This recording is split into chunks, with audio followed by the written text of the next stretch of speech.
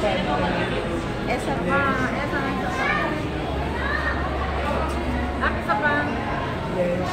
Police card na kasi. Ipa-text namin sila. Esang, Isang Cosette experience. At masaya po ako sa umaga na po kasi ako ng Legong Cosette sa Les Miserables. At nagpapasalamat po ako dahil kay Lord. Kasi po, dahil po sa Kanya, meron po akong talent.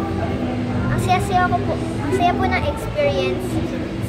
Ang saya po ng experience sa Les Mis kasi po, marami po ako na-meet ng mga foreigners. Tapos, nanonospeak na nga po ako eh. Nag-English po sila. Nag-English po sila. Pero ang saya ko po kasi marami na po ako na-meet doon. Marami na po ako nakalaro. At saka, hindi lang pag po, nag-perform po ako, hindi lang po singing, acting din. Yun po. May sinabi sa'yo na makakasama ka sa Singapore. Singapore. Ano po, ang saya-saya ko po kasi po first time ko po pumunta sa ibang bansa. Nakapunta na po ako sa mga iba. Pero first time ko po pumunta sa ibang bansa kasama yung Les Miserables. Kailan ka pupunta ng Singapore? May 27 po. For 2 months po. Babalik po ako July 24. Nag-start ka na ba, Esang, na mag-practice ulit, rehearsal? Opo, sa bahay ko. Ganda. Opo.